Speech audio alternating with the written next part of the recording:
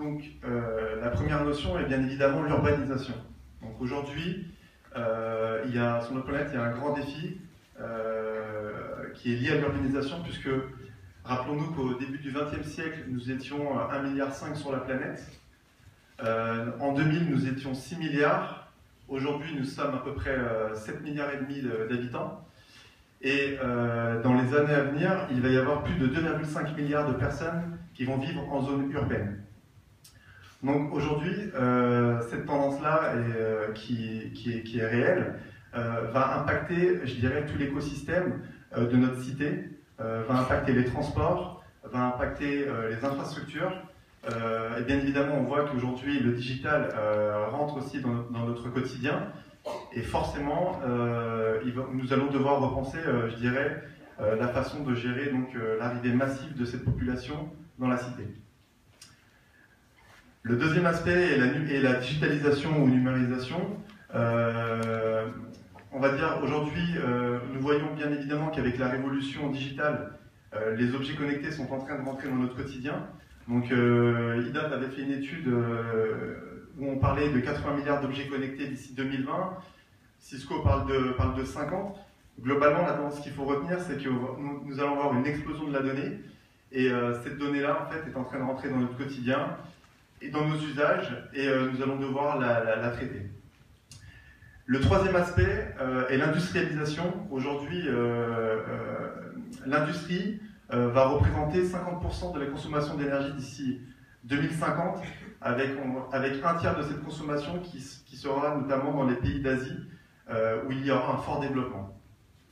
Donc ces trois aspects-là vont impacter notre futur, vont impacter nos territoires, et c'est ensemble, demain, que nous pourrons créer la possibilité de co-créer un monde qui sera plus électrique, forcément. Donc urbanisation, digitalisation, industrialisation va générer une croissance phénoménale des consommations d'énergie, et donc nous serons obligés d'être 2 fois plus électriques. Plus numérique, avec l'explosion de la donnée, comment nous allons faire face dans les territoires, au cœur des régions, pour faire face à l'arrivée de ces données, comment nous la traitons, et comment elle va aider, je dirais, à transformer nos usages et à mieux vivre demain. Le troisième aspect, c'est aussi un monde plus décarboné. S'il y a une notion à retenir, c'est que 82% de notre potentiel économique en efficacité énergétique est encore à prendre. Donc nous sommes qu'au balbutiement, je dirais, de l'efficacité énergétique. Et plus décentralisé, tout à l'heure nous avions vu l'intervention d'EDF, effectivement 70% des nouvelles capacités à venir seront dans les énergies renouvelables. Aujourd'hui, l'objectif n'est pas de relancer des centrales nucléaires, mais plutôt de savoir comment nous allons exploiter demain le soleil, l'éolien ou l'hydraulique, ou même, on le voit dans certains pays, la mer avec les usines marémotrices par exemple.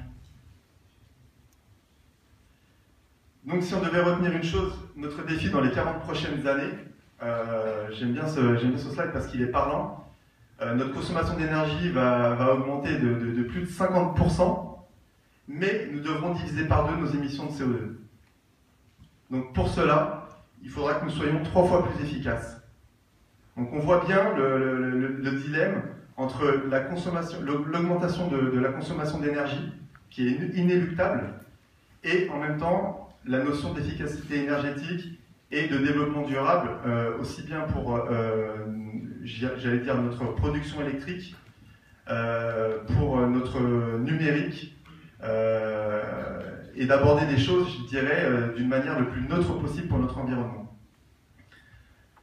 Alors pour terminer et pour introduire, j'ai envie de dire aussi la thématique de la conférence, c'est que nous, Schneider Electric, aujourd'hui, toutes ces tendances-là, on les voit vraiment au cœur de nos territoires.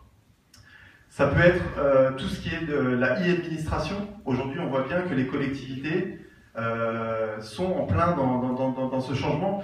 Aujourd'hui, quand vous avez une déclaration à faire, quand vous devez payer un excès de vitesse ou quoi que ce soit, vous faites tout aujourd'hui de manière dématérialisée. Toute l'approche de la santé dans nos territoires, la e-santé, L'État a lancé un plan qui s'appelle le plan programme hôpital numérique pour, je dirais, aborder la transition numérique au sein du milieu hospitalier. Donc ça, c'est pas anodin. Aujourd'hui, on voit qu'on a la création de GHT, donc de groupements hospitaliers territoriaux, qui sont vraiment au cœur de nos territoires. Et aujourd'hui, l'enjeu, c'est bien évidemment d'aborder la notion d'agrément de données de santé, c'est-à-dire aujourd'hui, vous allez avoir la donnée qui va être dématérialisée. Quand vous allez voir votre docteur, votre généraliste, quand vous allez aller voir un spécialiste, votre dossier va vous suivre avec vous de manière virtuelle. Et ça se fait grâce à toute la partie e-santé.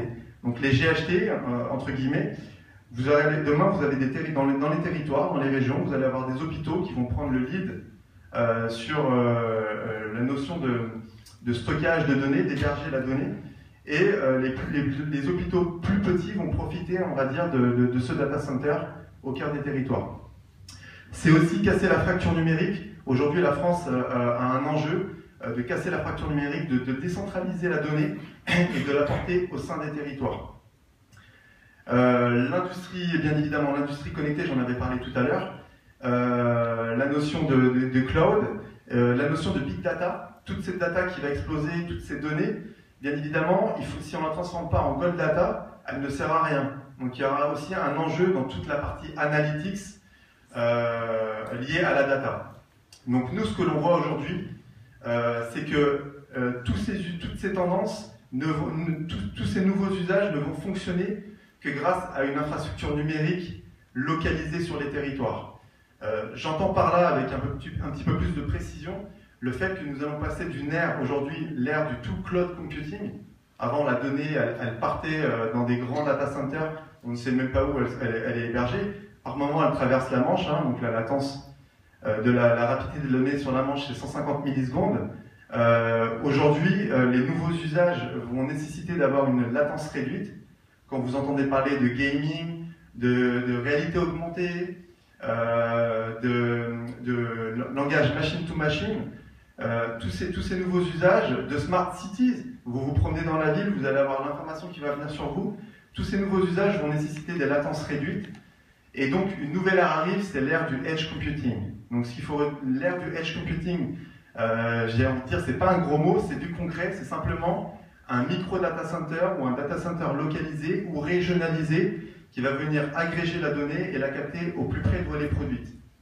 Et donc, aujourd'hui, il y a une réponse à cette révolution digitale dans le territoire, et le numérique est même vital pour le territoire, parce que nous, on considère que le data center est le centre névralgique de la cité de demain, de la cité digitale, et que tous ces nouveaux usages ne fonctionneront que grâce à des data centers de proximité. Et on l'a vu, je suis désolé de vous couper parce qu'on va profiter de table ronde, mais on l'a vu que c'était pas forcément d'ailleurs une bonne chose en termes d'énergie, je pense qu'on en reparlera tous ensemble. Hein. Voilà. Le data center décentralisé, on l'a vu avec André Rouillet. Merci. Merci Ethan. Boutaleb.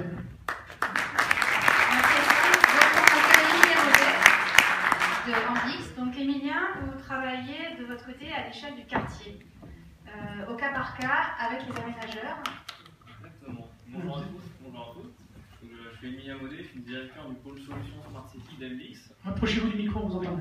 Donc Ambix, c'est une petite entreprise de 12 personnes qui a été créée en 2011 et c'est une joint venture de deux grands groupes, en fait, du groupe Bouygues et du groupe General Electric, qui a mergé avec les activités énergie d'Alstom l'an dernier.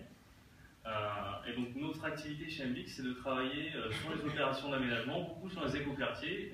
On travaille avec les promoteurs immobiliers, les aménageurs publics, et aussi les cabinets d'architectes et d'urbanistes pour pas mal d'opérations d'aménagement.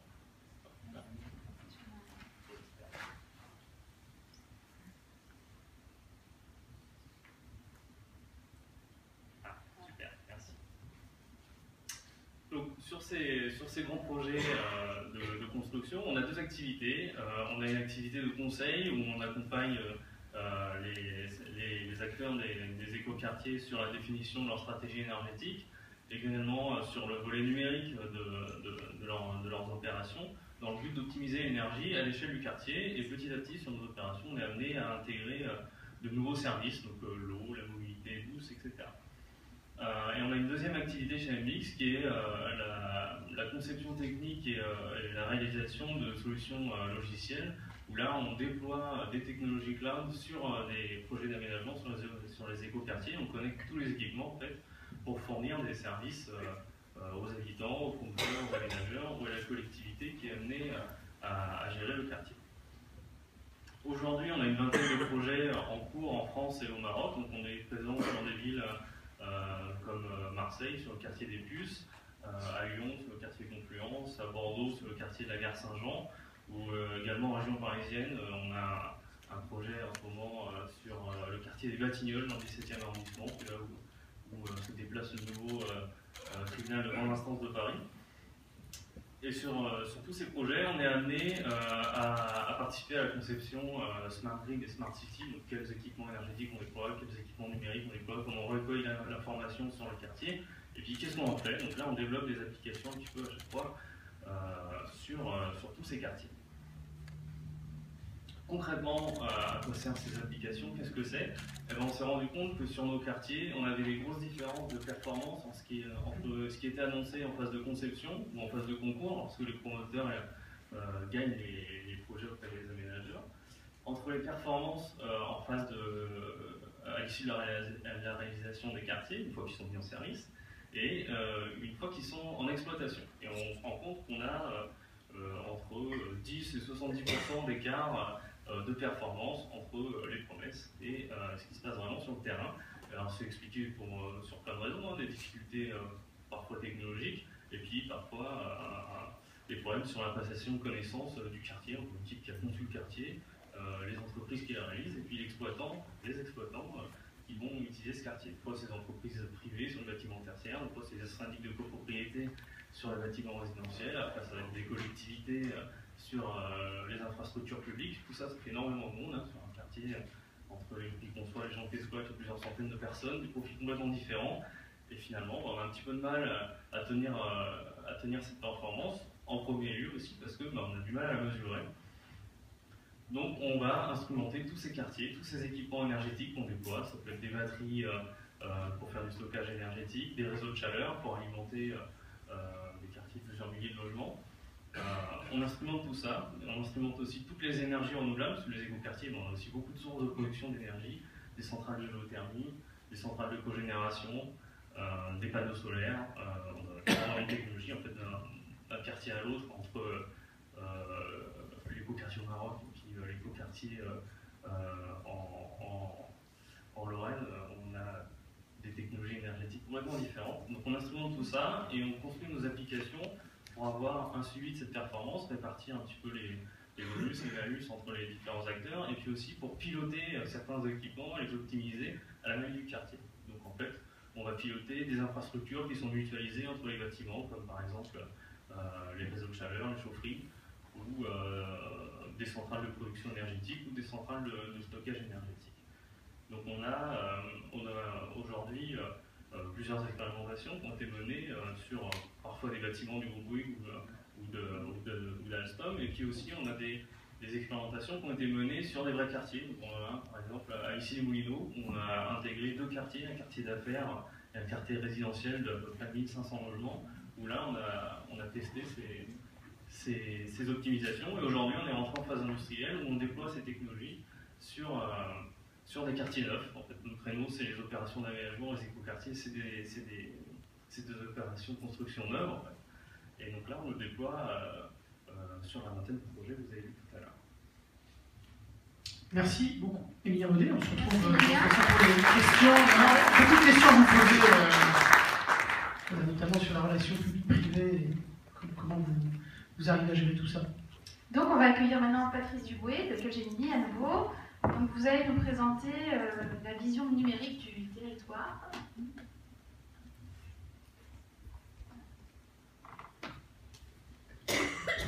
Alors, lorsque j'ai préparé en gros ces quelques plans, j'ai demandé autour de moi ce qu'évoquait le mot territoire. Et en fait, il y a 4 mots qui sont revenus: transport, réseau, éducation et travail. Travail, c'est au sens essayer de désenclaver les territoires.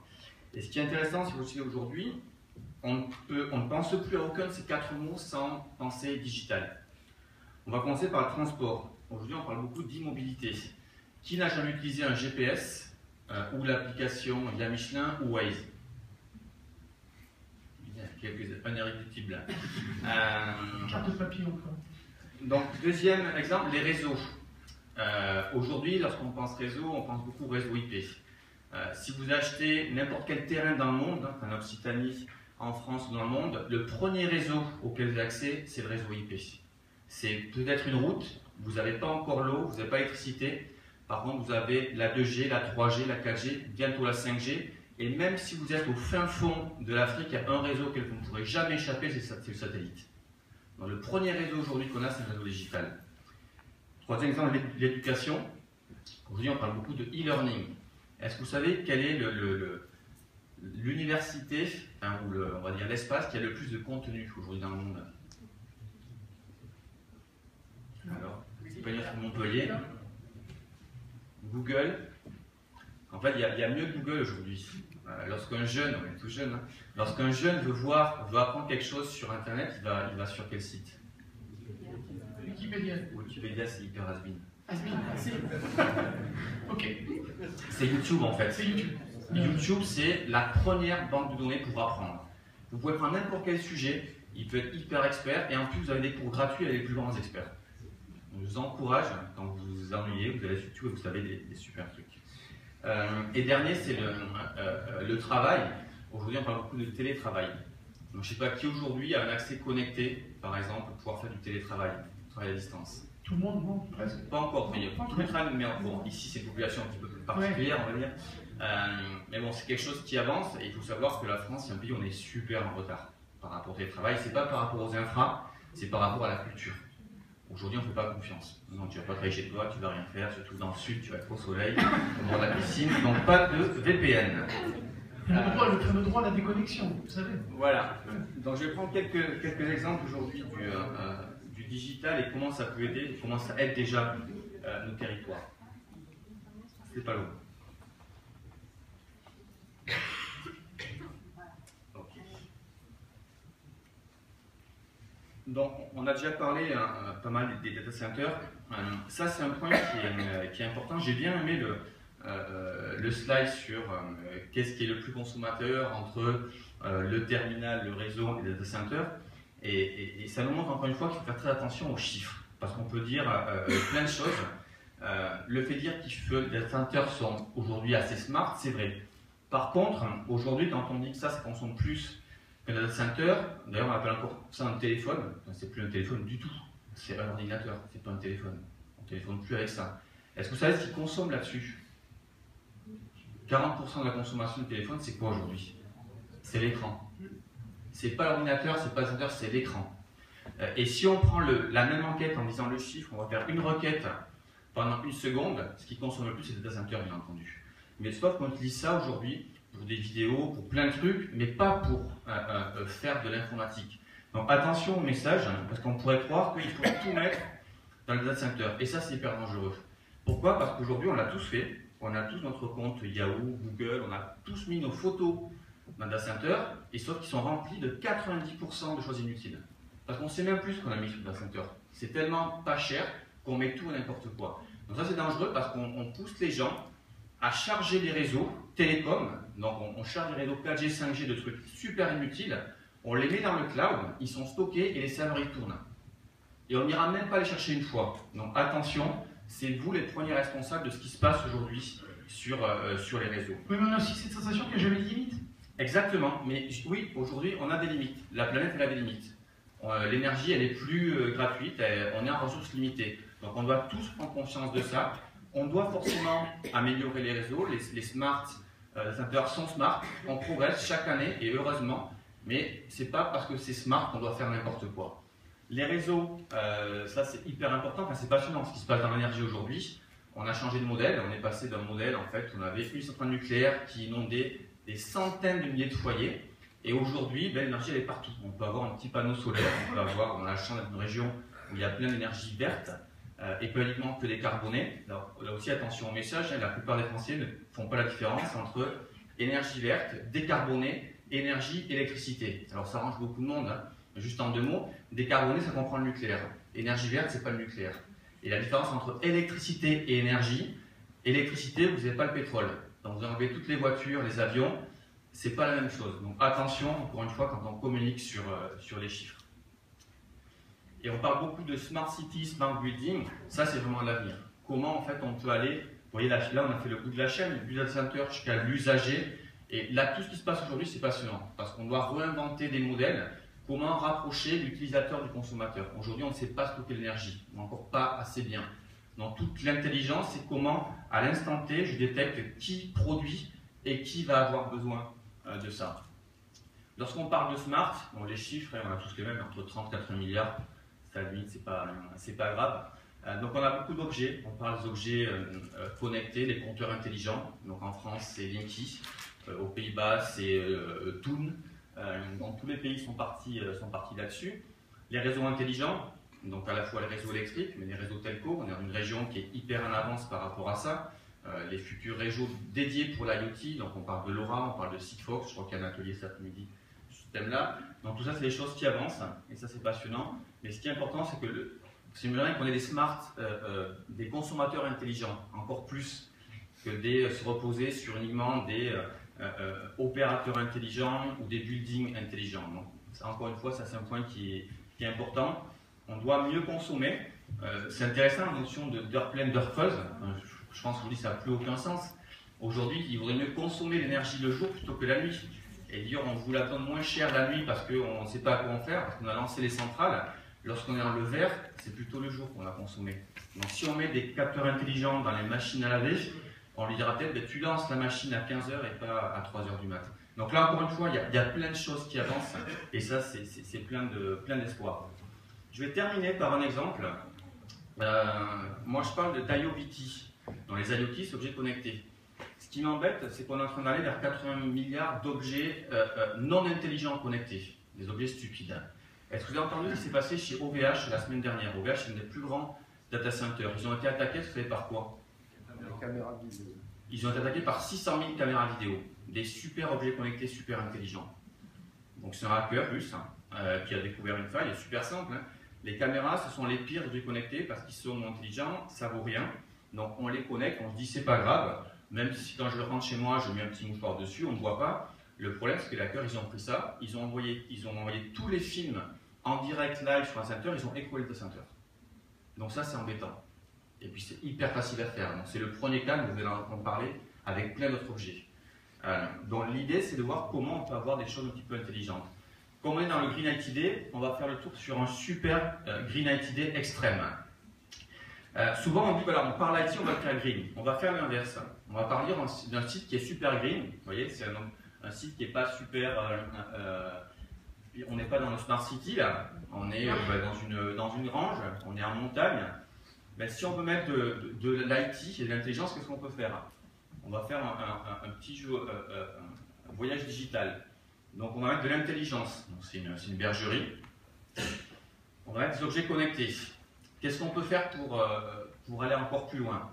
Ben moi, je vais mettre mon cloud. On a parlé de cloud nationaux, métropolitains, mais moi, je vais mettre le cloud dans ma grange. Papa, autant aller au bout de l'expérience. On va mettre un serveur web, plein d'autres choses. Qui connaît ça? Ça s'appelle un Raspberry. Donc ça, c'est l'ordinateur. Ça, c'est un téléphone. Ça, c'est l'ordinateur. C'est plus petit. Il y a un petit papa déjà. Donc ça, c'est plus puissant que votre PC. C'est un quadricore, 1 Go de RAM, 4 ports USB, HDMI, Bluetooth, Wi-Fi, enfin, il fait tout. Vous savez combien ça coûte ça? Sans la boîte, parce que la boîte coûte super cher. 35 € et 10 € pour la boîte. Là, il y a encore un autre gros souci. Donc 35 €, et vous allez sur Amazon, hein, vous pouvez le faire aujourd'hui, 35 € à l'unité. Donc ça, c'est un super objet connecté intelligent. Et donc grâce à ça, ben, on peut avoir une branche super connectée. D'abord, on a le satellite. Combien vaut un satellite aujourd'hui? 10 mégas descendants, 2 mégas montants, 20 € par mois. Sky DSL, le Telsat, opérateur européen. Donc, on va mettre des panneaux solaires. Et avec ça, je suis super autonome. Donc, j'ai fait une smart bergerie. Avec rempli d'objets connectés comme celui-là. Mais ce qui est important, c'est qu'on doit penser différemment. Parce que si je fais n'importe quoi, ben, mes batteries, elles sont limitées. Donc je vais devoir penser différemment. Je vais devoir penser intelligent. Le Lean, c'est la façon de faire les choses propres. Donc on doit coder de façon propre. On doit avoir une architecture telco qui soit propre. On doit transmettre de façon propre. Et mon cloud, il va être Lean. Tout ça pour avoir une énergie propre. Si je prends toutes les caméras qui sont bêtes, en fait, le big data, c'est on prend ces milliards d'objets connectés, on récupère tout et puis après on traite. L'idée, c'est plutôt de faire l'inverse, de mettre l'intelligence avant d'inonder les opérateurs et les data centers. Donc, si on peut l'intelligence grâce à ça au bord du réseau, votre objet est intelligent et vous n'envoyez pas toutes vos données, mais uniquement la partie qui est intelligente. Et ça révolutionne la façon dont on fait du Lean. Et c'est comme ça qu'on peut aller vers des smart buildings. Donc là, c'est un des Raspberry que j'utilise. Après, on connecte tout quand on en a besoin, mais quand je pars de chez moi, il n'y a que ça. Il n'y a pas d'écran, il n'y a pas de souris, il n'y a pas de clavier, il n'y a rien. Je n'en ai pas besoin. Donc, on doit penser différemment, même lorsqu'on code en informatique. Donc, on peut être plus puissant, plus connecté. Ça, pour information, c'est là où je vis. Voilà, c'est devenu mon bureau. C'est le bureau green de Capgemini, le plus haut dans le monde et le plus green. Consommation de 20 watts, je fais mes visios avec les Indiens, avec tout le monde, ça marche super bien. C'est très efficient en termes de prix. Et on a mis l'intelligence au bord de l'IoT. Donc on n'a pas saturé le center de choses inutiles. Voilà un exemple comment on peut aller plus loin avec du Green IT. Vous nous invitez quand là-haut? Quand vous voulez. Merci beaucoup. Merci messieurs pour ces présentations. On va maintenant animer la table ronde avec quelques questions avec Caroline. La première question, on a beaucoup parlé de technique, c'est peut-être les nouveaux modèles économiques, mais aussi l'organisation entre les acteurs publics et privés. Vous avez un petit peu évoqué ça, Fabien Blasco. On peut y revenir peut-être sur ces modèles économiques? Oui, j'étais peut-être un peu trop rapide sur la présentation. Ce qui est clair, c'est que dans le modèle qu'on tente de développer, nous, à Montpellier, qui, encore une fois, n'est pas un modèle absolu, mais il y a une très forte implication de la collectivité. La collectivité est impliquée déjà dans l'aménagement foncier, alors je suis désolé, c'est simplement mon domaine, et l'urbanisme, puisqu'elle maîtrise le foncier, elle maîtrise la production de logements, d'activités, en grande partie, puisqu'elle assure plus de 50% de la vente de foncier. C'est déjà une manière de travailler avec les acteurs et d'imposer des principes en termes d'énergie, réseau de chaleur, smart grid, thermique, électrique. On travaille sur ces sujets-là, sur le quartier Eureka, à Castelnau-le-Lez, et 1800 logements, 110 mètres carrés de surface de plancher de bureau. Et on développe là un smart grid thermique électrique avec du photovoltaïque, du stockage de l'effacement avec du stockage thermique. À partir du photovoltaïque, donc tout ça avec de la gestion numérique. Le modèle, il repose sur quoi? Il repose sur d'une part la cession de charges foncières, la cession, les charges appliquées dans les systèmes d'énergie et les nouvelles charges qu'on peut faire porter aux copropriétés, aux habitants, mais avec des objectifs qui vont être limités, c'est-à-dire qu'il faut qu'on arrive à substituer aux coûts qui s'imposent aux habitants aujourd'hui des vraies économies sur les consommations d'énergie, et puis un vrai confort de vie. Donc là, dans ce dispositif, la collectivité, elle est très impliquée, engagée, et ça ne veut pas dire qu'elle n'a pas besoin des acteurs économiques, au contraire, elle s'appuie sur eux.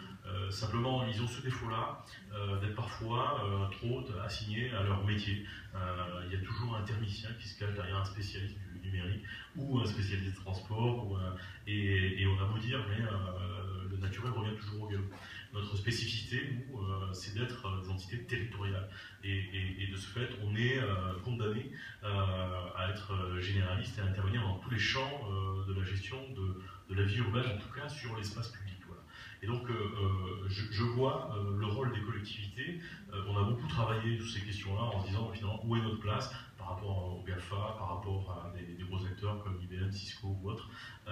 Nous, collectivités, on pense que dans le champ de tout ce qui est le monitoring urbain, la concaténation des données, le stockage de ces données, on a un rôle à jouer. Mettre à disposition ces données auprès des habitants ou auprès des startups, des entreprises, c'est peut-être une de nos missions. Gérer le service public numérique en ayant à peu près le même rôle qu'on peut avoir sur l'espace public. Dans l'espace public, une collectivité, elle intervient pour policer l'espace public organisé, gérer les situations conflictuelles. On a sans doute une place à avoir dans la gestion de l'espace numérique. On est en train de découvrir cet espace-là, ce qui ne veut pas dire qu'il n'y a pas de place pour les acteurs privés sur des modèles économiques, mais encapsulés dans des logiques et des rationalités économiques. On reste, je dirais, les gardiens du temps de la notion de service public et de la relation et tiers de confiance aussi vis-à-vis des usagers. Voilà, je crois que ça c'est essentiel. Je crois que nos élus l'ont bien compris en s'engageant dans ce schéma cité intelligent. Emilien Baudet, vous travaillez à la maille du quartier. Comment ça se passe pour vous, justement, entre les collectivités Vous contractez avec quoi? Avec des aménageurs? Exactement. C'est ça. Et avec les collectivités, quels sont vos rapports, justement? Alors, c'est intéressant. J'aimais bien le discours sur le rôle de l'aménageur et de la collectivité. Et on voit justement qu'ils ont une place très importante dans les projets sur la définition du service. Et surtout, ce qu'on voit, c'est que c'est eux qui sont amenés à prendre en main ensuite les technologies qui sont déployées. Le quartier, une fois qu'il est construit, toutes les entreprises privées souvent le disparaissent, et c'est la municipalité, les services de la région ou autres qui vont prendre en charge une partie des services. Je voudrais rebondir aussi sur l'exemple de tout à l'heure sur la bergerie. J'ai bien aimé, on a vu qu'avec ces technologies-là, on arrivait à faire pas mal de choses, enfin, en tout cas on est en capacité de faire pas mal de choses, et il y a un élément qui est super important, qu'on n'a pas forcément vu, c'est la définition du service. À quoi ça sert tout ça? On a vu, on a la liaison satellite, on a les panneaux solaires, etc. Mais à quoi ça sert? Et ça, l'investisseur, sur les projets d'éco-quartier, c'est la première question qu'il va se poser, c'est les technologies que vous déployez, le réseau fibré, les compteurs communicants, le cloud, etc. C'est quoi le service? C'est quoi la valeur? Et comment les habitants ou même les municipalités vont s'en servir? Ils vont le générer. Ça, pour tous les investisseurs, c'est super important. Et là, on a un travail en fait qui n'est pas forcément de l'ingénierie en ce début de projet. C'est du design, savoir quels sont les besoins des gens, des habitants, des entreprises, de la collectivité. C'est quoi leurs problèmes tous les jours? C'est quoi leurs problèmes dans l'exploitation des bâtiments, des infrastructures publiques, et comment les technologies peuvent répondre à ça. Et c'est pas qu'une approche technique, déployer des antennes, déployer des capteurs, tout ça, c'est une réponse, mais il y a une grande phase au début qui est importante, et là, c'est là où on travaille avec les collectivités, on va les interroger, on va suivre un petit peu ce qu'ils font tous les jours, suivre leurs habitants, et co-construire la solution avec eux. Ça, c'est une des phases qu'on essaie de pousser, et qu'on ne trouve pas sur les projets forcément conventionnels. On fait beaucoup d'architecture, où les architectes, les urbanistes, ils vont faire ce travail-là d'aller au contact des gens, les collectivités aussi, et dans le numérique, c'est quelque chose qui est en train de pousser en ce moment, mais qu'on ne trouve pas forcément partout. Quand on fait un système informatique de gestion, eh ben on va aller voir les utilisateurs finaux pour co-construire la solution un petit peu au début, la spécification fonctionnelle. Eh ben dans le bâtiment, on doit faire pareil, aller voir à chaque fois. C'est ce qu'on appelle la maîtrise d'usage en fait. On est très fort en maîtrise d'ouvrage. Ouais.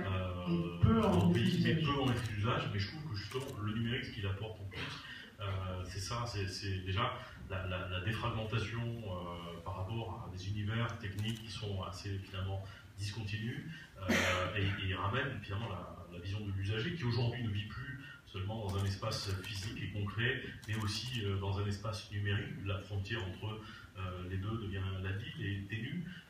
Son smartphone est un prolongement finalement du corps, et les espaces qu'il parcourt sont tantôt physiques et tantôt numériques. Et donc nous, on a à s'adapter à ça et partir de cette maîtrise d'usage et de cette conception, de cette vision du monde, cette pensée du monde, aujourd'hui, est une manière pour nous de repenser les services urbains. Et c'est vrai qu'on ces sujets-là sont compliqués à aborder pour des collectivités ou des acteurs qui ont eu quand même tendance à sectoriser, à construire en silo les approches de gestion urbaine.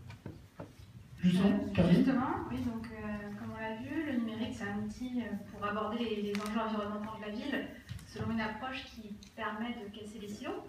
Alors les silos, ils sont multiples, et silos, en fait, je pense que c'est le mot qu'on a entendu dans tous les interviews qu'on a fait pour préparer cette table ronde avec tous les intervenants.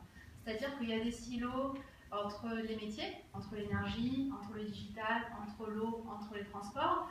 Il y a des silos entre les infrastructures, les réseaux, les data centers, les usagers du data center, et il y a des silos au niveau des systèmes d'information, entre les différentes équipes qui vont intervenir sur un projet informatique. Du coup, ma question c'est qu'est-ce qui est efficace et qu'est-ce qui fonctionne pour casser les silos? Alors peut-être Fabien, si vous pouvez nous éclairer. Oui, les silos. André aussi. Hein, je ne veux pas monopoliser. Non, mais simplement juste dire les silos, c'est là où on stocke le grain. Il faut casser le grain. Non, simplement, je pense qu'il faut des logiques métiers. Hein. Je ne suis pas en train de dire qu'il faut casser les silos, me gêne un peu. Hein. On a besoin de savoir-faire dans ces domaines-là. Simplement, on a aussi besoin de construire, d'avoir des démarches cognitives en fait, qui nous permettent d'appréhender les rationalités limitées des acteurs ou des agents ou des systèmes dans leur compréhension du monde. Voilà. Et donc, à un moment donné, c'est une espèce d'exercice permanent à avoir, un aller-retour entre ces approches sectorielles et des approches plus transversales. Mais on a besoin de travailler des deux façons, ouais, en matriciel. Voilà, mon avis, c'est ça. Après, souvent, ces questions-là sont pour moi avant tout des questions qui se jouent dans le champ culturel. Hein. Avant d'être dans le champ technique, ou avant, on a des problématiques de jargon, on a donc besoin d'interconnaissance, et il faut créer, je pense, des objets transactionnels. C'est ce qu'on a développé sur le territoire de l'éco-cité, l'îlot La Mantilla, qui est un des premiers démonstrateurs de cette échelle, 32 000 m² de surface de plancher, 400 logements, du commerce, de l'activité. Ça a été pour nous un objet transactionnel qui nous a permis de travailler avec les acteurs de l'énergie, du numérique, des déchets, des transports. Et on a besoin d'espace de cette nature aujourd'hui pour construire des apprentissages et des manières d'appréhender la complexité du monde. Voilà, je crois beaucoup à ça. Alors André, Patrice, oui, Patrice. Allez, ce qui est important, effectivement, les silos, on ne pourra jamais les enlever. Ça ne me gêne pas qu'il y ait des silos techniques.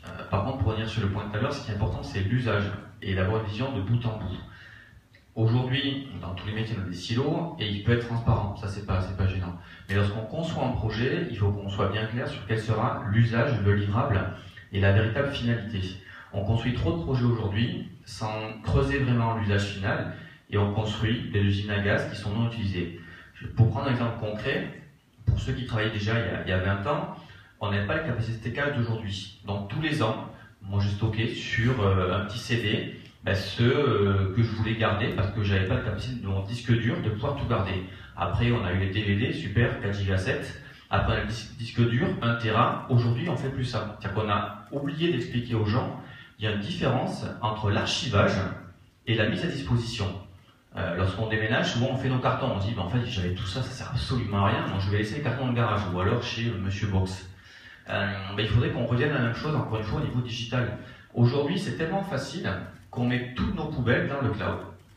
Et ça il faut vraiment arrêter ça. Et dans les écoles, personne ne gère ce problème-là. Je trouve ça assez incroyable. Et donc nous on ne le fait pas non plus dans l'entreprise.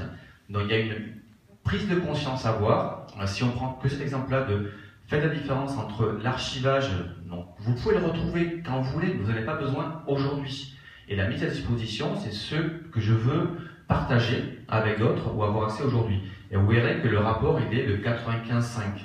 95%, on n'en a pas besoin aujourd'hui. Et 5, je suis hyper large, j'ai vraiment tout mis, ce que je vais peut-être utiliser dans l'année ou dans les 10 ans. Donc, encore un exemple, l'usage, c'est le plus important. André Rouillet. Oui, mais moi je veux juste faire un commentaire sur la normalisation dans le numérique. Effectivement, on avait beaucoup de silos. Juste pour faire simple, il y a 3 groupes de normalisation au niveau mondial, c'est l'ISO, l'IEC et puis l'ITU, sachant que l'ITU est rattaché aux Nations Unies et les autres sont rattachés à l'OMC. Donc c'est assez compliqué. Donc aujourd'hui, on est obligé de passer par des groupes joints. On ne peut pas travailler tout seul. Donc ces organisations étaient avant très verticales et ça allait assez rapidement parce que c'était des gens de même métier. Et aujourd'hui, on crée des groupes joints, donc des groupes de travail. Alors c'est un peu plus long. On met les gens ensemble et puis ça prend du temps. C'est ce que fait la Commission européenne. Et on finit par arriver à bien sûr, il faut que l'objectif soit défini. Mais typiquement, quand on prend tout un réseau mobile ou fixe, on a des expertises multiples. Donc il faut bien qu'on y arrive. Alors un peu la difficulté, parce que souvent quand on va dans ces groupes-là, on n'a pas l'expertise dans tous les domaines. Donc il faut arriver à l'acquérir, à partager, à faire des groupes de réflexion comme on fait chez nous au Gimelec. Et aussi dans les entreprises, ceci on les a trouvés, parce que quand on parle d'efficacité énergétique dans une grande banque ou quoi que ce soit, il y a le responsable des facilities, il y a le responsable de l'informatique, il y a le financier. Et ces trois personnes-là n'ont pas les mêmes objectifs. et c'est souvent des objectifs conflictuels d'ailleurs. Donc il faut que, je suis désolé, mais là il faut qu'il y ait le bâton qui marche, en fait c'est toujours le bâton à la carotte. Hein. Et si l'organisation ne met pas en place un VP énergie, efficacité énergétique, ça ne se passe pas, avec des objectifs très clairs, et en disant à la fin du fait on doit y arriver. Voilà, c'est un problème d'organisation, c'est un problème de réorientation des groupes de travail, et bon, tout ça évolue, mais on voit ça évoluer tous les jours. Merci. Je voudrais quand même qu'on dénoue un petit nœud là qui a été. Vous parliez tout à l'heure de la décentralisation et de faire des data centers un peu partout, éparpillés jusqu'au cloud dans la bergerie. Et André Rouillet, vous nous avez dit, attention, c'est très énergivore de multiplier les data centers partout. Alors, je voudrais savoir, messieurs, qu'est-ce qu'on fait ? Est-ce qu'on centralise? Est-ce qu'on décentralise? Les deux, mon adjudant. Donc, ce qui peut se passer, c'est que transporter de la donnée, ça peut aussi être très consommateur d'énergie. On s'est aperçu, il y a une étude hollandaise là-dessus, qui dit qu'à un certain niveau, il vaut mieux transporter de l'énergie que transporter des données, parce que c'est gros consommateur. Donc, on verra les deux. On pensait, nous, au début des data centers, que tous les data centers iraient en Islande ou en Norvège ou que ce soit, mais on s'aperçoit en fait que transporter de la donnée pour la traiter ici ou dans d'autres pays, c'est aussi consommateur. La proximité est importante, on l'a dit. Donc on verra de tout. Moi je suis convaincu qu'on verra dans le futur, on verra de tout petits data centers comme vous l'avez mentionné, mais on verra des moyens et des gros. C'est un peu à l'instar de ce qui se fait dans la grande distribution. Qui aurait dit il y a 20 ans qu'on verrait des Carrefour Market se développer dans la ville et certainement personne. Et aujourd'hui on voit en fait que c'est ce qui se passe. Donc on verra un peu de tout. Le tout, c'est d'être là au bon moment et puis de faire en sorte que la proximité joue. Parce qu'après, en France, il y a des régions, tout le monde veut garder un petit peu son domaine. Et voilà, donc, tout ça va jouer, mais c'est les deux. Je dirais, il n'y a pas une solution miracle. D'accord. Aïta Boutaleb, peut-être un détail? Oui, tout à fait. Donc, pour revenir sur ce point-là, je pense que la notion de grand data center et de petit data center ne sont pas deux choses qui sont antagonistes. C'est-à-dire qu'aujourd'hui, nous avons besoin des deux pour fonctionner. Mais il y en a qui consomment plus que l'autre. Pas forcément. On voit aujourd'hui, et Schneider Electric en tant qu'industriel engagé donc justement dans le numérique responsable, on voit qu'aujourd'hui nous concevons 80% de nos projets qui sont des data centers régionaux le sont avec la même intégrité technique. Je dirais il n'y a pas de compromis technique dans la manière de les concevoir. Et justement, toute la complexité d'un data center, c'est que ce soit un micro data center ou un grand data center, ça fait appel au même environnement, aux mêmes compétences, je dirais, en termes de climatisation, d'énergie sécurisée. Et aujourd'hui, un data center régional aura je dirais, la même compétence en termes de criticité qu'un data center de Google en Islande ou en Norvège. Merci. Oui, moi je voulais rebondir sur un sujet qui a été évoqué concernant la sensibilisation. Parce qu'effectivement, il est essentiel de sensibiliser à la fois les habitants et aussi les collaborateurs de l'entreprise. Avec le cloud, en fait, on met nos affaires dans un placard sans fond, dont on n'a même pas connaissance de la capacité, parce qu'elle nous semble illimitée. Et du coup, quels sont les outils efficaces, alors numériques ou pas, pour sensibiliser les collaborateurs, pour sensibiliser les habitants et pour les responsabiliser sur ces impacts environnementaux? Je vais lancer. Je pense que tout le monde parle des hackathons. Donc les hackathons, c'est un petit peu des contests, des concours, très souvent entre étudiants ou entre jeunes diplômés, on leur donne un challenge, et c'est le côté gamification. Et ça marche très très bien pour éduquer. Donc typiquement, lorsqu'on parle, on montrait tout à l'heure le petit Raspberry, les Arduino c'est pareil, on a lancé beaucoup de hackathons avec ça en disant montrez-nous tout ce que vous pouvez faire avec ça. Et ce qui est intéressant, on l'a pas fait tout à l'heure, mais la consommation de ça c'est 2 watts. Donc c'est rien du tout. C'est-à-dire que là j'ai un petit chargeur solaire et avec ça je peux alimenter mon ordinateur pendant à peu près 1 heure. Parce qu'en gros c'est 2 ampères et demi, 5 volts. Donc avec ça j'ai un ordinateur autonome pendant 1 heure. Donc effectivement on parle du cloud, tout est complémentaire, il n'y a pas de concurrence, on n'a pas de qualité de service. C'est uniquement ça qui est différent. Et dans le fait d'éduquer, je te parlais de YouTube, donc je parlais des contests, ça c'est des choses qui permettent aux gens de comprendre très très vite, parce qu'ils le voient en face d'eux, et ils voient la puissance et la portée de tout ça. Donc après, on peut très bien mettre des contests, vous ne pouvez pas utiliser plus de temps de ligne de commande, ou vous devez avoir le maximum de puissance de calcul avec l'union d'énergie. Donc avec ce côté gamification, c'est quelque chose qui marche beaucoup aujourd'hui chez nous et chez nos clients. Sur les habitants, quels sont les leviers efficaces pour les sensibiliser sur les enjeux environnementaux? Oui, alors on développe quelque chose avec EDF d'ailleurs là-dessus, sur la gamification, hein, sur un travail qu'on mène avec une startup du territoire. Donc on teste ces choses-là. De la même manière, on développe des stratégies d'accompagnement des habitants. On travaille aussi avec la grande distribution sur un modèle un peu plus libéral qui est la transformation en coupons d'achat. Vous amenez vos bouteilles, vous allez donc remercier par les bons d'achat. Et ça, c'est l'initiative qui permet de modifier éventuellement les comportements. Ce qu'on travaille aussi, c'est un accompagnement à plus long terme. Changer les pratiques chez les habitants, c'est d'une part sortir de la logique de la communication. On a fait beaucoup de communication et beaucoup de plaquettes pour dire aux gens comment il fallait trier, par exemple, ou comment il faut réduire leur consommation d'énergie.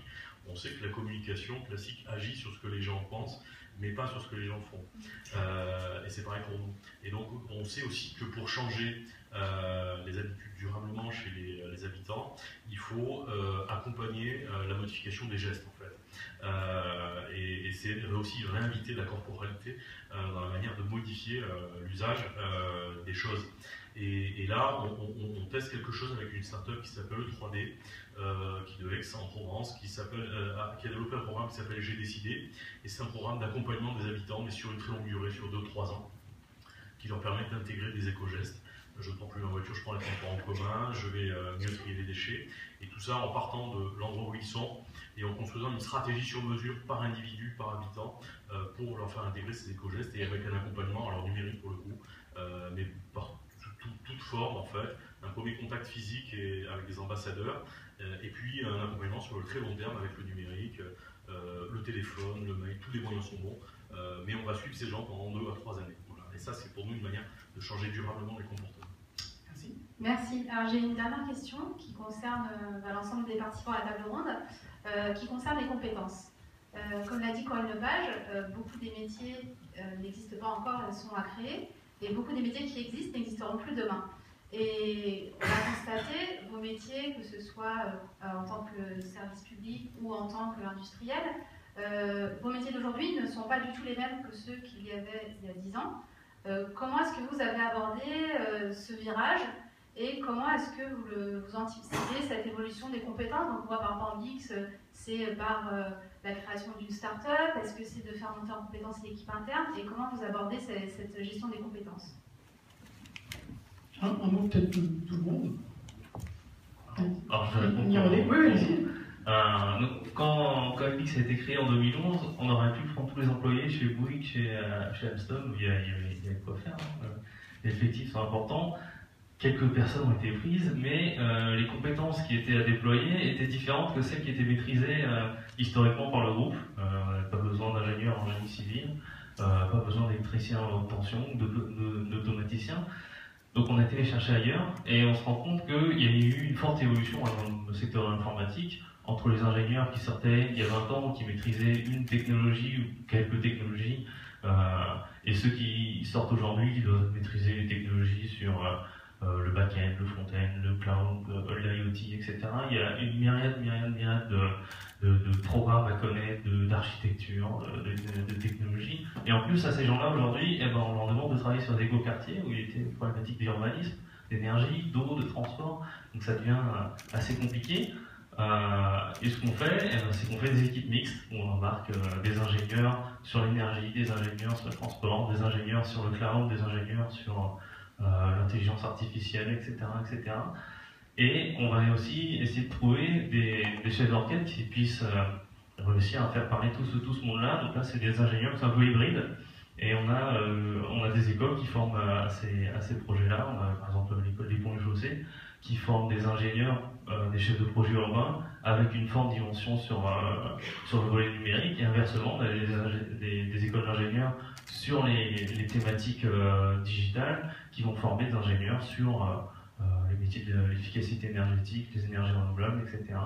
On a ces deux mondes qui arrivent à se croiser, mais le plus important, c'est de faire des équipes projets qui soient complètement mixtes, parce qu'on n'arrive plus à avoir une personne qui puisse gérer toutes les problématiques. Guillaume Goudard, vous avez cette même problématique? Alors bien évidemment, quand on est dans le domaine du conseil, des nouvelles technologies, on doit rechercher de nouvelles compétences parce que nos clients, on apprend en même temps que nos clients et quelquefois on nous demande d'avoir 10 ans d'expérience dans un domaine qui a seulement 6 mois d'existence. C'est une réalité, hein, mais voilà, on est confronté à ces objectifs-là et à ces enjeux. Donc voilà, c'est essayer de trouver des personnes qui soient réceptives, curieuses dans les nouveaux projets, de nouvelles technologies, qui viennent d'univers très variés, qui viennent aussi de territoires assez lointains, puisque on est une entreprise qui est présente sur Montpellier depuis 40 ans l'année prochaine, mais moi je suis, on va dire, un local de l'étape, mais on a, pas plus tard qu'hier, un Vénézuélien qui nous a rejoint avec des compétences et une connaissance sur des marchés très précises, des compétences dans le domaine du satellite, des compétences dans le domaine des réseaux, dans le domaine de la régulation. Donc voilà, essayer d'avoir une recherche de compétences avec des personnes qui sont toujours ouvertes à la recherche et à la curiosité intellectuelle sur le domaine du numérique. Et Taleb peut-être un mot ? Oui, tout à fait. Donc, je voulais on va laisser très rapidement, simplement pour terminer sur la thématique de la conférence qui était le numérique durable au cœur des territoires. Je voulais simplement dire que oui, c'est possible, avec justement aborder la notion de multicompétence. Je voulais simplement faire un historique avant l'IT, je dirais il y a 20 ou 30 ans en arrière, était vu que d'un point de vue, je dirais, utilité. En gros, c'était abordé d'une manière très technique. Les informaticiens généralement exprimaient leurs besoins et puis après on faisait des salles surdimensionnées. Un numérique durable passe par justement l'intégration aujourd'hui de nouveaux métiers comme des énergéticiens, des statisticiens. On aborde aussi le data center avec la notion d'ingénierie financière. On entendra des termes comme pay as you grow, c'est-à-dire un data center qui est agile, qui est modulaire, qui est flexible. Et le numérique durable passe par, je dirais, cette notion de multicompétence que nous on a développé nous en interne chez Schneider Electric, mais aussi dans le partage, dans l'open innovation, et on voit avec des clusters évidemment, l'intérêt d'avoir des échanges entre les acteurs privés et les acteurs publics pour partager l'innovation. Parce que la Smart City, la ville intelligente, on voit bien aujourd'hui la complexité de développer la notion de ville intelligente, car aujourd'hui ça fait appel à plein de protocoles différents, plein d'entreprises compétentes, mais il faut partager le même protocole pour, je dirais, connecter, mesurer et piloter la cité de demain. Voilà. Merci. On va laisser la parole au public. La première question. Allez-y, c'est toujours la plus dure, il faut se lancer. Quelqu'un a une question peut-être ? Oui, vous vous présentez, monsieur. Oui, bonjour. Frédéric Fèvre, NV Sud de France, agence de développement régional. J'ai l'impression qu'il y a un certain consensus là parmi la table ronde sur le fait que les données vont être de plus en plus décentralisées par rapport à des usages donnés comme le Smart City, l'usage des données de santé par exemple, où l'usager également est proche des données, de l'endroit où le service se passe. Moi j'ai deux constats en fait par rapport à ce qui a été dit, c'est la circulation des données et la localisation des données. C'est qu'aujourd'hui la grosse part du trafic internet en Europe est concentrée plutôt au nord de l'Europe. On a des nœuds d'échange internet. Il me semble qu'Amsterdam a au moins 5 fois plus de données transitées que Paris par exemple. En termes de data center, on est à peu près sur les mêmes jauges. On a beaucoup de data centers dans le nord de l'Europe.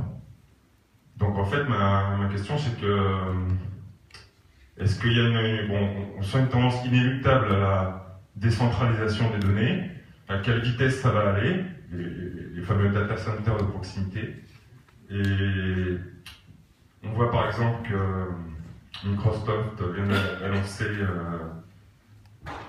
l'implantation de plusieurs data centers en France, poussés par ses clients, poussés par la réglementation, etc. Il faut savoir que les clients aujourd'hui, si vous êtes client de Microsoft ou d'Amazon, vos données sont soit en Irlande, soit aux Pays-Bas. Donc voilà, et donc il y a un bon potentiel pour un développement d'activités data center en France. Donc ma question, c'est un peu à quelle vitesse on va aller vers cette décentralisation. Merci beaucoup pour votre question. Qui veut répondre? Allez-y. Juste avant de laisser la place aux experts center, juste par rapport à l'hypothèse de départ, il faut faire la différence, encore une fois, entre centralisation des données, du traitement. Lorsqu'on parle de big data, on est obligé de centraliser les données, sinon on ne peut pas extraire la scientifique moelle. Mais la différence ensuite, c'est où on va les stocker. Mais pour les traiter, c'est centralisé. Il n'y a pas de choix possible. Par contre, ce qui est important, c'est de n'envoyer que ce qui est utile au maximum. Et ensuite, effectivement, on doit répartir au plus près des utilisateurs. Mais là, je laisse la place aux experts. Voilà. Juste pour apporter une précision, la France est le 4e pays en termes de data center. On a énormément d'infrastructures. Simplement pour dire que nous, en tant qu'industriels chez Schneider Electric, la décentralisation, on la voit au quotidien. J'ai envie de dire que la France, 70% de l'économie, ce sont les PME et les ETI, même si on n'est pas encore au niveau du Mittelstand allemand en termes d'ETI, mais l'État français tient à développer cette tendance-là. Aujourd'hui, 80% de nos data centers sont des data centers régionaux. On les voit au quotidien, ce sont des universités, ce sont des collectivités, ce sont des hôpitaux. Donc aujourd'hui, le data center régional, c'est du concret. Donc ça, c'est la première réponse. Dernièrement, on a fait le CINES à Montpellier. Ils ont fait un nouveau data center, donc on est bien dans la région. Le deuxième point pour répondre par rapport aux web giants, les grands du cloud, il faut savoir effectivement qu'ils étaient déjà présents en France, mais vous ne le saviez pas en fait. Ils ont des points de présence chez des gros hébergeurs, mais ils ne communiquaient pas dessus en fait. Donc ils communiquaient sur leur gros data center, avec des PUE proches, se rapprochant du 1. Mais ils étaient déjà implantés en France et c'est inéluctable, puisque l'évolution de la technologie de demain nécessitera d'agréger la donnée au plus près de la source. Et je suis totalement d'accord avec monsieur Patrick, c'est que toute la partie analytics se fera dans le cloud, dans des grands data centers, mais la partie edge computing se fera localement, et ça c'est inéluctable. C'est pour ça que ce sont deux choses qui ne sont pas antagonistes. Les grands data centers et les data centers de proximité vont fonctionner ensemble et travaillent déjà parfaitement ensemble. Merci beaucoup. Le numérique ne peut rien contre le temps qui passe. Je vous demande vraiment des réponses rapides, des questions rapides. Oui, ce que je voudrais rajouter, c'est qu'on travaille aussi, nous, sur l'attractivité de la France dans ce monde-là. Historiquement, effectivement, les data centers étaient connectés des États-Unis sur l'Angleterre, l'Irlande, après, bien sûr, la Hollande, et donc nous, on venait ensuite.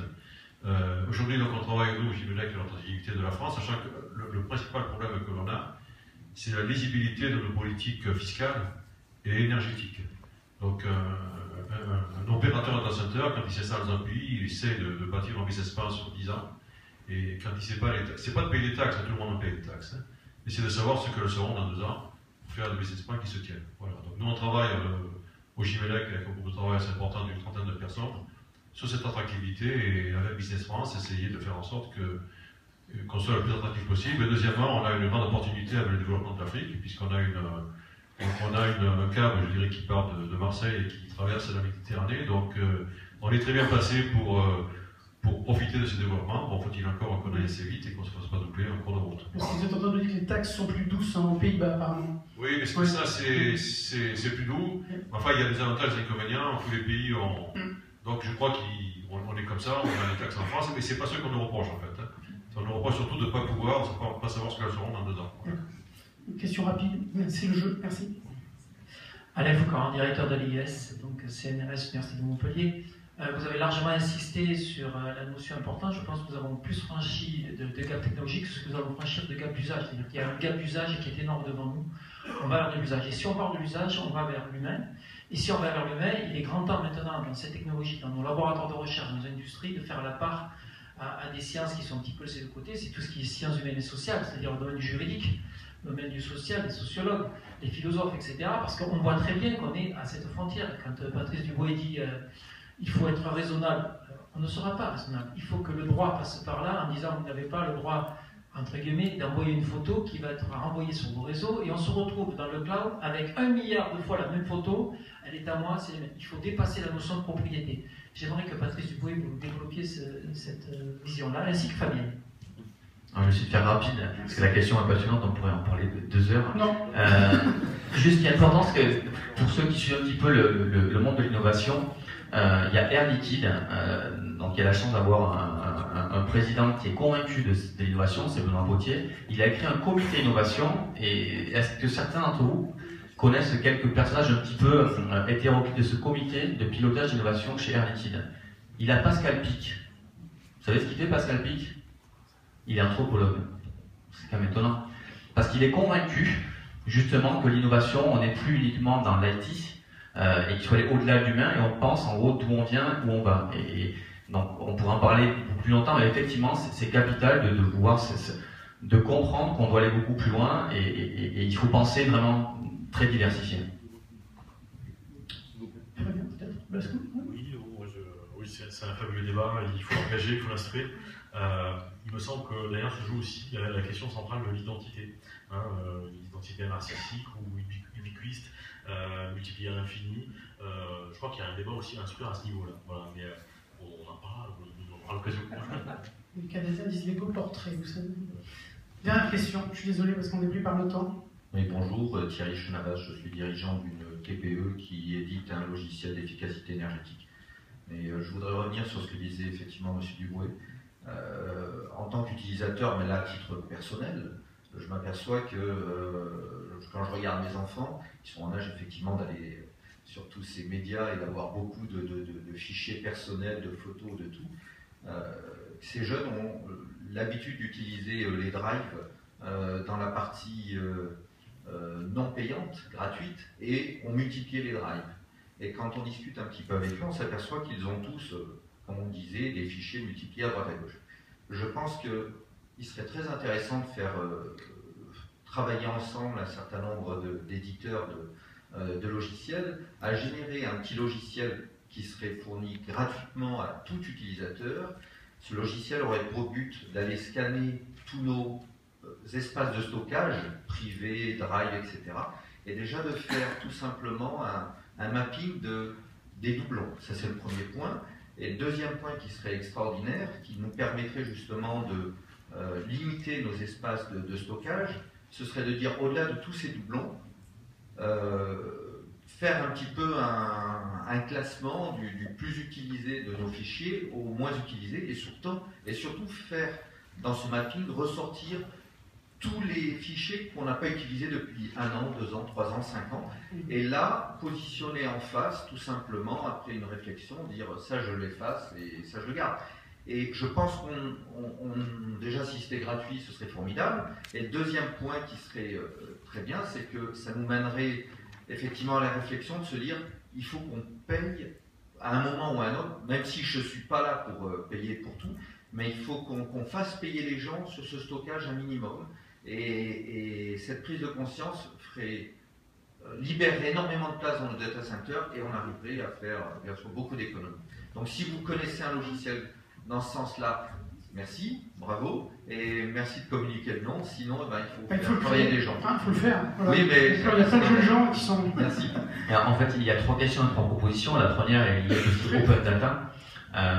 Aujourd'hui, effectivement, le fait de dire on va partager tout ça, malheureusement, ça ne va pas arriver. Pourquoi? Parce que les grands hébergeurs ont compris que la monnaie, la valeur est dans les datas. Donc pourquoi Google scanne des milliards de documents? Parce qu'ils veulent avoir accès aux données pour sortir. On parle beaucoup dans le data de trend monitoring, trend analysis. On veut vous connaître par cœur. Donc on est prêt à payer pour héberger vos données parce qu'on veut vous connaître pour revendre vos fichiers aux assurances. Donc malheureusement aujourd'hui ça n'arrivera pas parce que tout le monde préfère dupliquer et investir, payer pour vous le hosting. Donc ça arrivera je pense dans peut-être une décennie ou 2, mais ça passera par le légal parce qu'on sera convaincu que ce n'est plus acceptable et on va l'empêcher. Mais aujourd'hui malheureusement, 1 ça n'existe pas, 2 ça n'existera pas demain. Peut-être après-demain. Écoutez, merci beaucoup messieurs pour ce débat et cette table ronde passionnante. Merci à tous. Merci à tous, vraiment. Alors, pour la suite, vous pouvez rejoindre la salle. Merci messieurs encore. Pour la suite du programme, donc, on s'est posé une question. À l'échelle de notre territoire régional, comment est-ce qu'on se situe en termes de numérique durable? Donc on va vous présenter 2 observatoires, Overview et EcoIndex, qui vont être présentés par Vincent, Constant Benet et Quentin Giraud. C'est un petit défi, 5-6 minutes.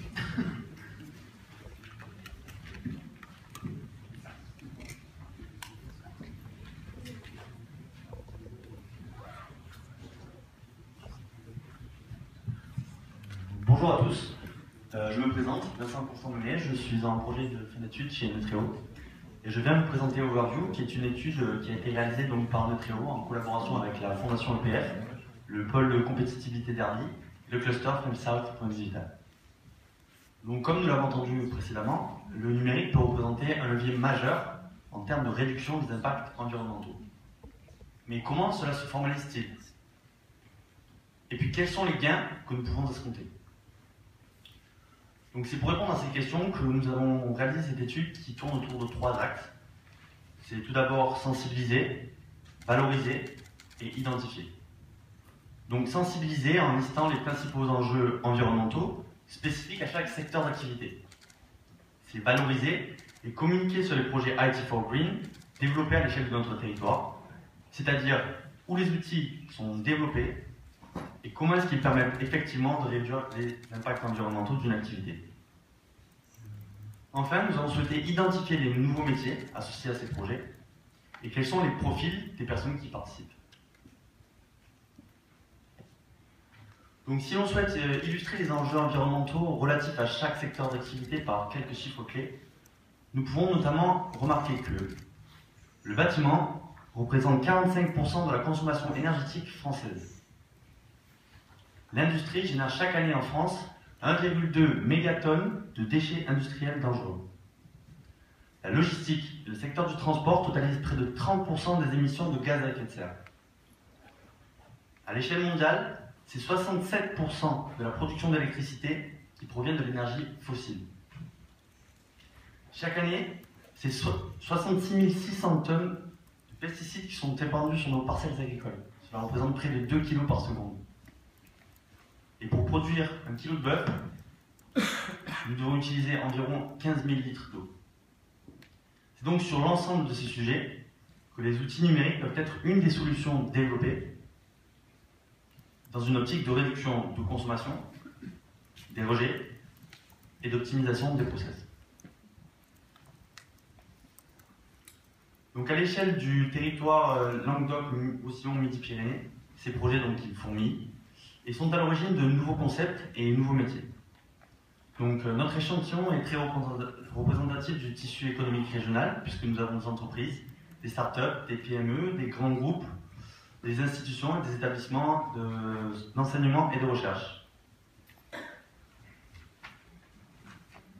Donc avec Overview, nous avons pu référencer 21 projets IT4Green sur notre territoire, couvrant l'ensemble des secteurs d'activité selon le pourcentage suivant.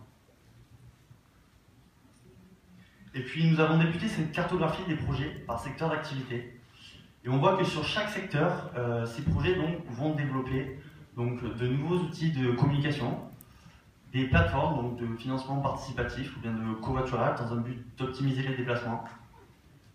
Ces projets vont également engendrer la modification de nos modes de consommation, le pilotage et l'optimisation, alors soit par des objets connectés, soit par cartographie. Également la prédiction des usages, et enfin le suivi, l'analyse et la communication des données.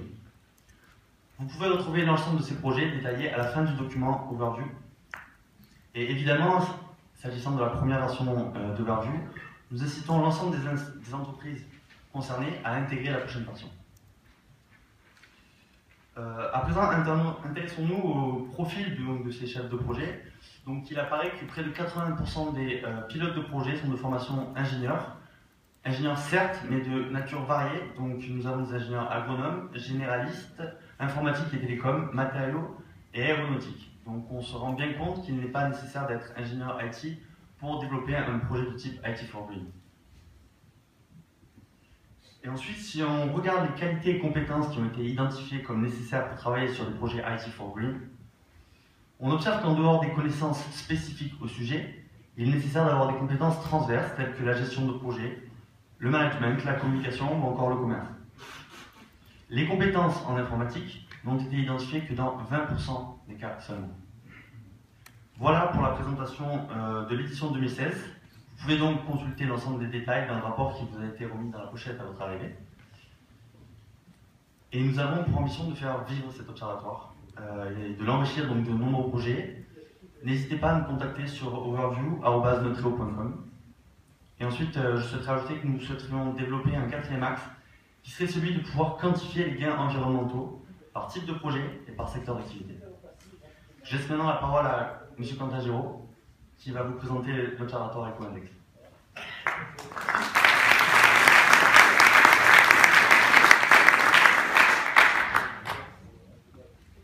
Bonjour à tous, donc je me présente, je m'appelle Quentin et j'ai 21 ans, je suis le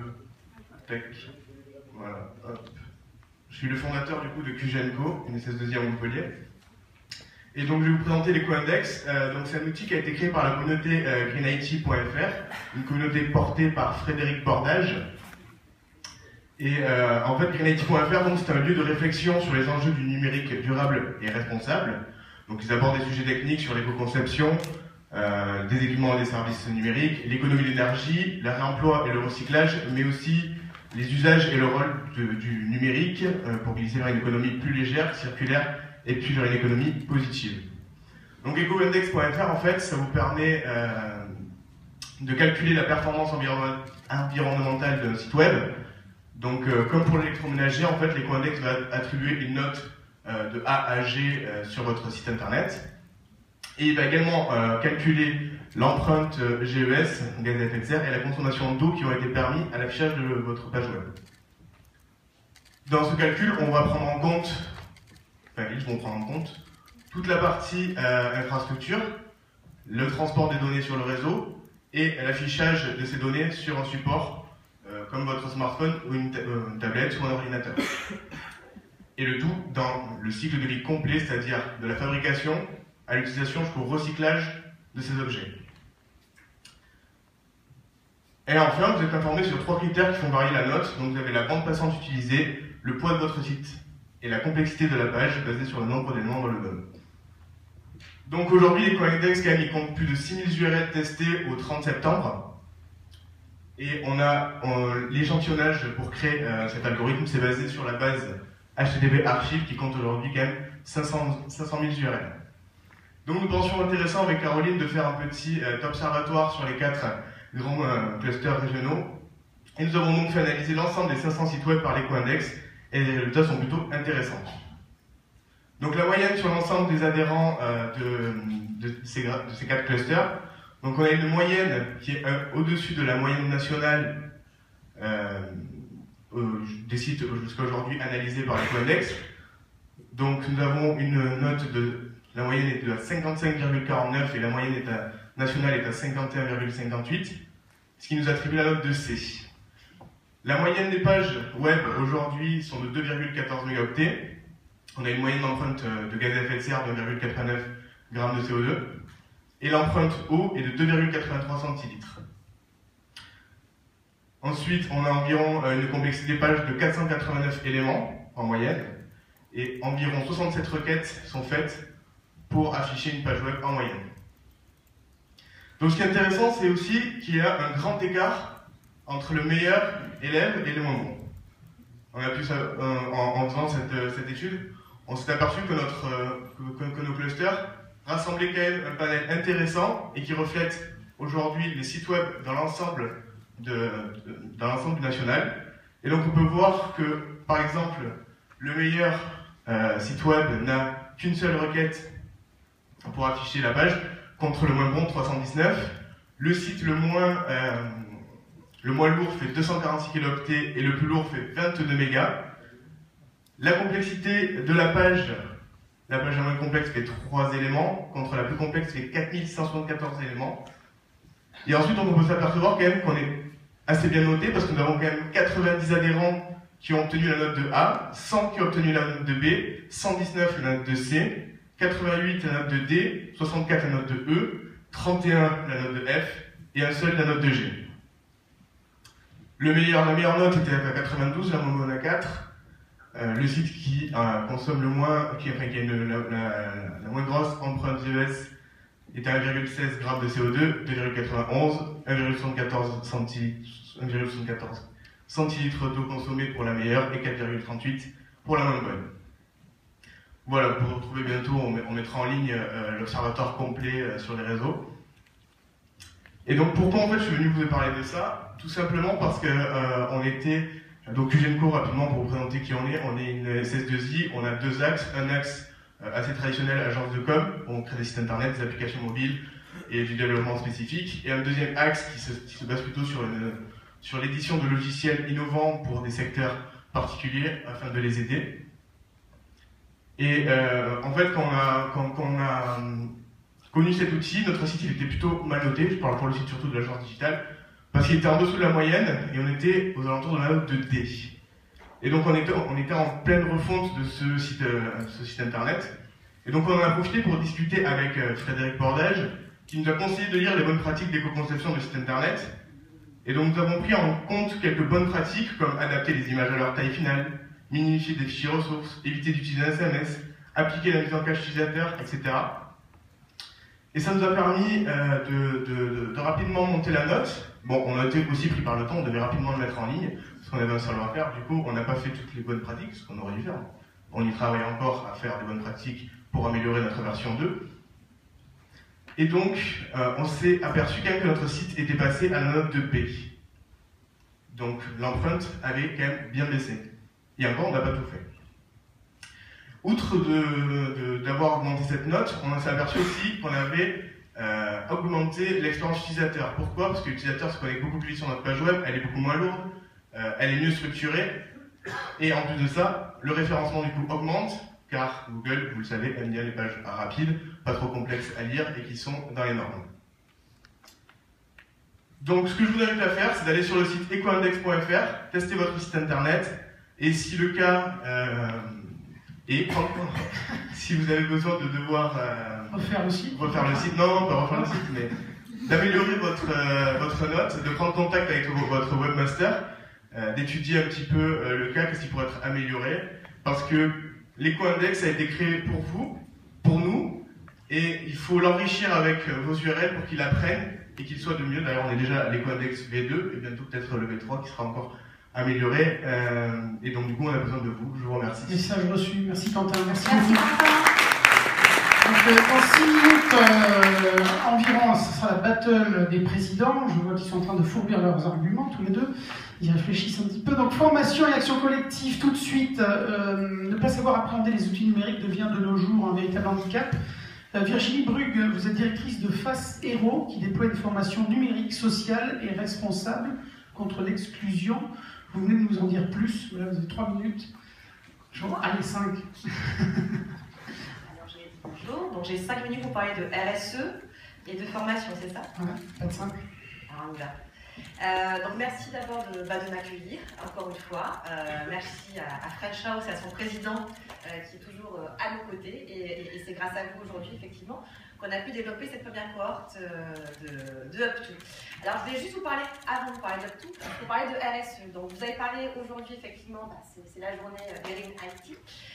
Mais dans la RSE, il y a 3 piliers. Et vous savez certainement mieux que moi. 3 piliers, donc le pilier effectivement environnement, le pilier économique, je ne vais pas vous en parler, mais je vais vous parler plutôt du pilier social.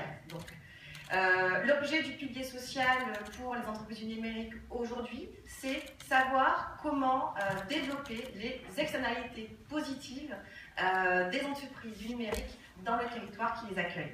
Donc c'est vraiment le sujet. Et pourquoi ? Pourquoi ? Parce que tout simplement, vous avez la chance d'avoir une attractivité dans votre filière qui est énorme pour tout un panel de populations. Travailler dans le numérique aujourd'hui, c'est travailler dans quelque chose qui est fun pour les jeunes ou les moins jeunes. C'est travailler effectivement dans un secteur qui est en plein développement, qui est créatif, qui est innovant et dont les codes ont bougé par rapport au code classique de l'entreprise. Donc c'est un secteur effectivement qui est là pour aspirer et qui peut aspirer une partie de la population. Pourquoi vous faire ça et pourquoi vous effectivement vous investir dans la RSE et dans cette externalité positive du territoire? Parce que déjà, si vous faites des pas vers la RSE, que ce soit vers l'environnement ou vers le social, c'est aussi travailler sur l'attractivité de vos entreprises auprès des personnes en recrutement. C'est aussi effectivement travailler sur l'adhésion de vos salariés à vos valeurs et à votre politique. C'est également travailler sur le développement de marchés, notamment des marchés publics et des marchés aussi auprès de grands donneurs d'ordre. C'est également travailler sur du social business avec d'autres entreprises du territoire et également les entreprises du secteur de l'économie sociale et solidaire avec lesquelles vous partagez vos valeurs. Et c'est aussi travailler sur l'efficience, puisque la RSE tend à effectivement tend à amener vers l'entreprise vers une performance globale. Et l'efficience, effectivement, via la gouvernance, les droits de l'homme et les RH. Alors j'arrête sur la RSE. Maintenant, les pistes, effectivement, quand on est une entreprise et qu'on va faire de la RSE et qu'on est persuadé, parce que je vous ai persuadé en 2 minutes évidemment, qu'est-ce qu'on fait? Effectivement, la formation, l'insertion est un premier pas. Aider à l'insertion professionnelle de personnes qui ne seront pas ingénieurs, mais qui pourront effectivement, avec une formation, la formation Up2, avoir des statuts de technicien. Donc aujourd'hui, on a formé pendant 8 mois une vingtaine de personnes et on est quasiment à aujourd'hui 70% d'accès à l'emploi de ces personnes-là sur des postes de techniciens dans les entreprises qui peuvent vous aider sur du codage et des postes de développeurs web ou effectivement de développeurs logiciels. Donc Up2 aujourd'hui est dans le territoire. On a une cohorte numéro 2 qui vient de commencer. 21 entreprises de la French Tech et notamment de French House ont été à nos côtés pendant les 8 derniers mois. Donc venez, aidez-nous à aider des personnes dans le territoire pour venir partager avec vous cette fabuleuse aventure qu'est le numérique. Écoutez, bravo à ce que vous faites et merci pour avoir tenu le délai. Merci beaucoup. Merci beaucoup. Christophe Herny, vous êtes conseiller environnement à la CCI Montpellier, vous allez nous faire découvrir les actions collectives menées auprès des entreprises sur l'éco-conception des services numériques à mettre en place. Oui. Vous avez également, allez, 3-4 minutes, il faut être aussi... Je vais faire plus vite et je vais vous en présenter tout seul, puisque donc, on a vu tous les enjeux, je vais parvenir sur les enjeux d'intégrer l'environnement dans tous ces projets numériques, mais on s'est posé la question de savoir comment accompagner le plus grand nombre d'entreprises, de PME, de TPE dans ces démarches d'éco-conception et notamment d'éco-conception numérique. Par le passé, en 2005 et 2010, on a accompagné une vingtaine d'entreprises dans les démarches d'éco-conception de produits, essentiellement les entreprises industrielles. Une de celles-là d'ailleurs ont été retenues à la COP21. Et donc aujourd'hui, nous allons lancer donc, à partir du mois de décembre avec French South Digital une action collective pour accompagner 30 entreprises, des TPE et des PME régionales dans les démarches d'éco-conception numérique, grâce notamment au soutien de l'ADEME et de la région Occitanie. Donc les entreprises, les 30 PME qui participeront à cette action collective, qui va durer, il y aura 3 sessions sur 3 ans, les entreprises pourront bénéficier d'à peu près d'environ 6 journées d'accompagnement individuel par des experts de l'éco-conception et de Green IT. Et en plus, il y aura des séances d'ateliers collectifs. Voilà, donc pour en savoir plus sur cette action, je vous invite tous chez French South Digital le 13 décembre. Je ne peux pas vous dire l'heure pour l'instant, mais le 13 décembre. En vous connectant sur les réseaux sociaux. Très bien. Voilà. On se connectera pour savoir. Merci beaucoup. Merci Christophe. Merci.